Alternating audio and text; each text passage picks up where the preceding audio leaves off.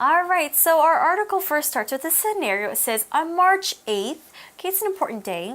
Okay. Paige and Leo are meeting in a tea shop. March 8th. March 8th. Okay, March there 8th. is a reason why we're saying that. We'll come back to it later. Exactly, it's an important date.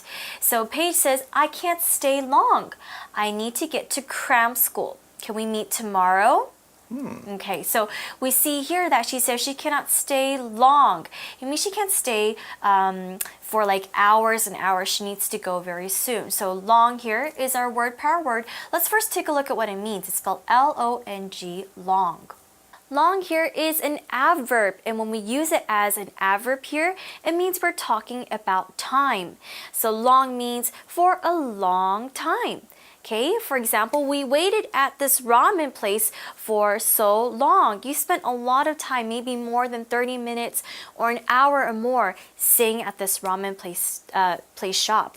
Or I didn't have to think for long about the answer to this easy question. You didn't spend a lot of time answering this question. Now let's take a look at our sample sentence. It says, you're coming to Taiwan?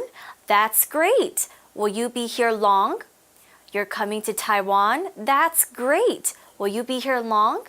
So why can't Paige stay too long? Why does she have to go so soon? Where is she going? She said she has to get to a cram school. Okay. Now, a cram school is a school that students can go to after their regular school, and it's almost always to prepare for important tests, like the college entrance exam or the high school entrance exam. Sometimes they can go to cram school to get help with their normal schoolwork. We use this word cram, C-R-A-M, because to cram means to study very hard and try and learn a lot in a short time to prepare for tests. So people always study a lot before tests, they cram. Now, cram schools usually just have one subject, kind of like English or math. Cram schools are very popular in Asian countries, in Korea, China, Japan, of course here. Now, I used to teach English in a cram school. I'm pretty sure many of you have to go to cram school. Yes, you poor kids. I know, after school. All right, so let's see what Leo says. He says, I have math classes at cram school tomorrow. Okay. All right, so they've both got to go to cram school. That's no good. Yeah, and that's why Paige says, we're both so busy these days. So she has to go somewhere, he has to do something, she has to study, and he has to study. They probably don't get to spend a lot of time with each other. That is exactly what Leo says. He says, yeah, we don't see each other very much. Now, he could also say we don't see each other very often, but he can't say we don't see each other very many. Right. That would be wrong, but much is okay here when you're talking about the number of times. You say, I don't see you much means I don't see you often. That's right. And then Paige goes, how about next Wednesday, March 14th? Okay, so they're kind of checking their schedules maybe. She's trying to pick a time where she's free, and she says, how about this day? Wednesday, March the 14th. So today's the 8th, so it's going to be almost a whole week till they see each other again. But Leo thinks, he checks his schedule, like Tiffany says, and we see, yes, I'm free then. Okay, then is another adverb. It's spelled T-H-E-N, then, and it's got a slightly different meaning to when we might ordinarily use the word then, so we've made it our next word power word. Let's check it out.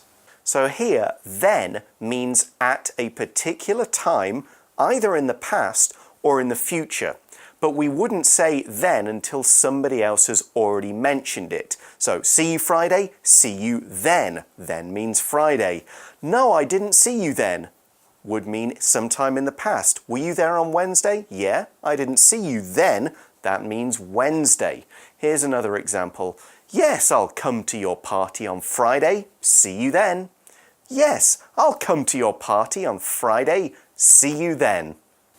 Perfect. So they have their date set up. Okay, they're both free on that date. That's great. So Paige also says, great. See you on White Day. Oh, she doesn't say March 14th. She says White Day. So she says, see you on a specific time. So you say this to someone when you know that you'll meet them soon. So you could say, see you on Wednesday, meaning that you know they're going to meet them on Wednesday. Or you could say, see you soon. There's a cute one. See you later, alligator. Yep. Yeah. In a while, crocodile. That's right. Or you can also say, if you want to be more specific, you can say, see you at 7 or see you at a certain place. So she knows for sure that they will see each other. She says, see you on White Day. Yeah. Now, she could just say, see you White Day. We can omit the on in that sentence. You'll often hear native speakers not bothering with the on. See you Friday, see you tomorrow, see you Thursday, see you White Day. It's all okay. So, White Day. What's going on here? So Paige leaves the tea shop and Leo's like, yeah, White Day. I know what White Day is. And then as soon as Paige is gone, he's like, what's White Day? I know, a lot of people don't know what this day is. Well, the next scenario says, Leo takes out his phone, because he doesn't know what it means, and starts searching on the internet. He Googles White Day. What is White Day? Okay, just like I had to do before this class. So Leo, we now see he's reading his phone. So he's reading out what it says. On White Day, men buy gifts for women in return for Valentine's Day chocolates. Okay, now when we use the phrase in return for, then we mean it's kind of an exchange. You give somebody something, you get something back in return, or in return for that. Okay, so here it's an exchange. So February 14th, this is Valentine's Day. We give a person that we like a gift or some chocolates. Now on White Day, Valentine's Day, girls buy guys something. Right. So White Day, guy has to get a gift back. So in return for that first gift. I think I've got it right. Yeah, actually I was confused at first. I always thought Valentine's Day was supposed to be... Guy gets girl stuff. Yeah, that's what I thought too. And White Day... Okay, I get it now. Okay, now this is a Japanese tradition originally. So on White Day in Japan, it's the men buying the women stuff, because on Valentine's Day, the women buy the men some chocolates. Now we keep mentioning Valentine's Day. What are we talking about here? Well, Valentine's Day is also a word power word. It's spelled, Valentine's Day is 2 words. So let's first spell Valentine's. It's V-A-L-E-N-T-I-N-E apostrophe S. Valentine's, and then day, D-A-Y, day.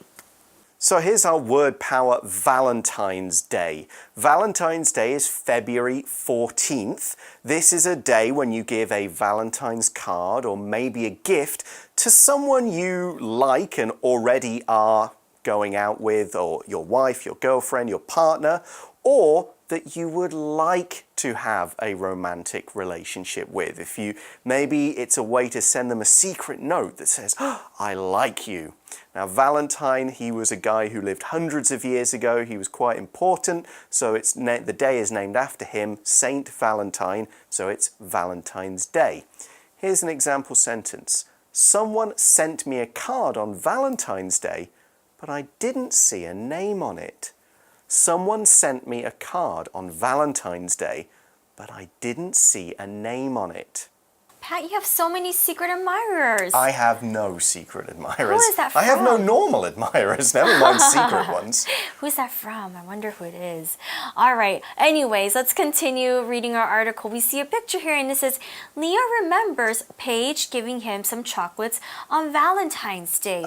So after he did some research, he searched what White Day is. He thought about it. Oh, that's right. On Valentine's Day, February 14th, Paige gave him some chocolates.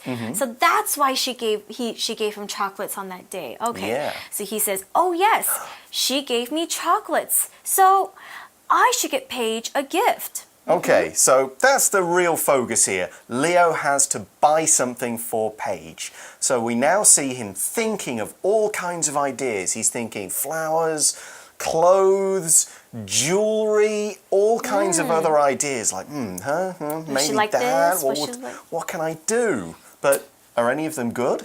Well, Leo says those ideas aren't good enough for Paige.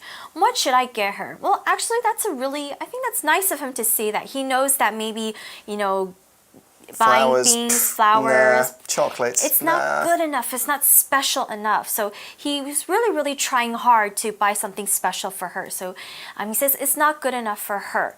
Now, enough here is our word power word. It's spelled E-N-O-U-G-H. Enough. Enough here is an adverb and it means to the degree that it is necessary or wanted.